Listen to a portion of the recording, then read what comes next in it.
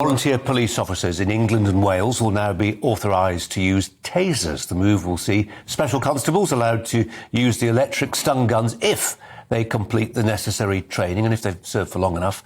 The Home Office said it would ensure they are not, quote, at a disadvantage when facing attackers. Amnesty International called it a dangerous expansion in their use. The Home Secretary spoke about the plan earlier. I believe in resourcing and supporting the police. That is absolutely at the heart of our policies, Conservatives in government, and my commitment to making our streets safer.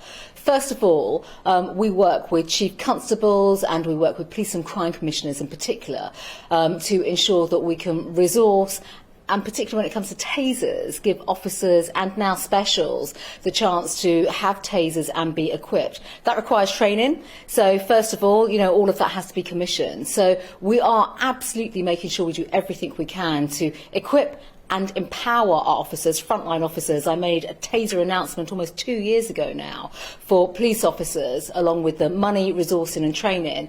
And now for specials in particular, the choice is of course down to chief constables, and I would urge those chief constables to work with us on the resourcing and the training for these special constables. And she's just made an announcement in a speech to the Police Federation in Manchester as well. Well, let's turn to former Detective Chief Superintendent at the Met, Kevin Hurley, who's a regular contributor here, who's come into the studio. We're delighted to see you here, Kevin. Thanks for your time. So, tasers for specials. Well, and about time too. What people don't understand about taser, it is the least injurious way of applying force to a non-compliant person. The options that police have got before that, of course, is try and discuss stuff, negotiate. But a lot of people are not up for that.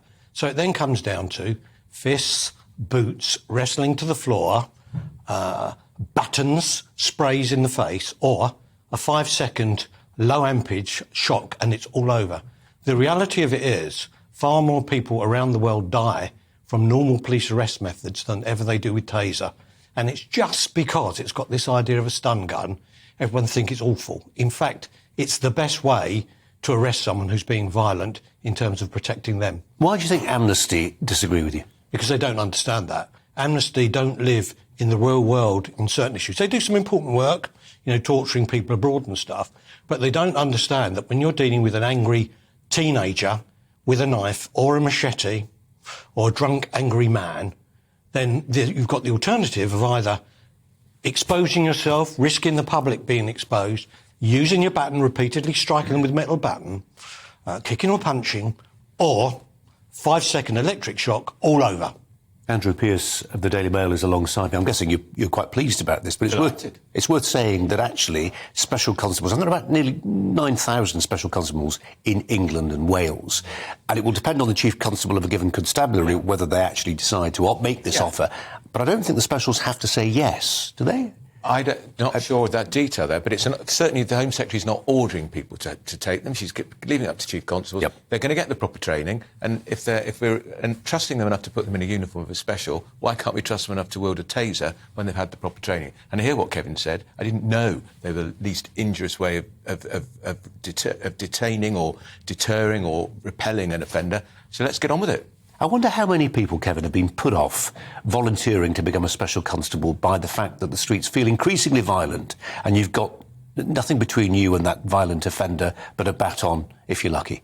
I think there will be quite a number. And in fact, when it comes down to regular officers, you can see quite often they're put off from engaging or doing their job because of their concerns about being injured or hurt. So anything that enables the police to have the tools to protect us, the public, better, we really ought to be doing that. Let's even look at the situation of some mad suicide attacker with a knife. How's a police officer meant to stop them with a baton or a spray? At least a taser gives them a chance of taking them down and protecting us. I'm not talking about the police, protecting us. And we're not going back to Dixon of Dock Green, softly policing and all that stuff. It certainly strikes me, Andrew, you may agree with me, I don't know, but something had to give. And either it was going to be fully arming police officers with sidearms, or it was this. Well, I certainly wouldn't want that to happen, because you look at what situation you've got in the United States, guns, the people on the rampage. No, I think this is the halfway house, and specials do a very risky job, and we've been sending them into battle virtually naked.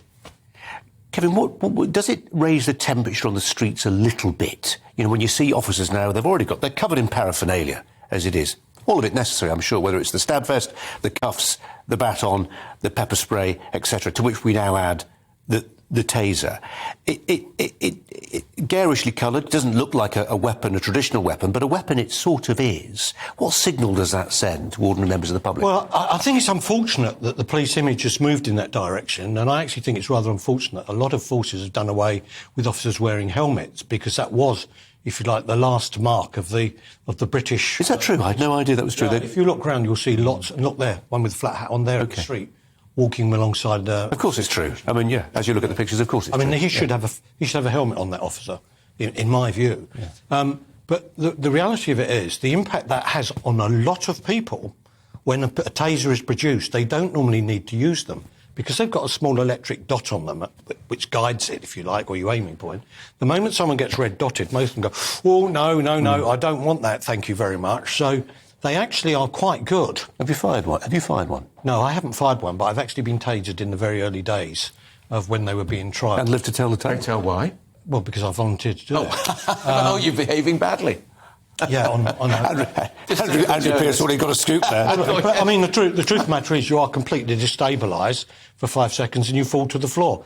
Far better that than where we are at the moment, where, let's imagine it's a special constable who's had very little officer safety training, ends up trying to arrest a violent man. They're going to, in the end, in a moment of panic, kick them, punch them, hit them with metal baton.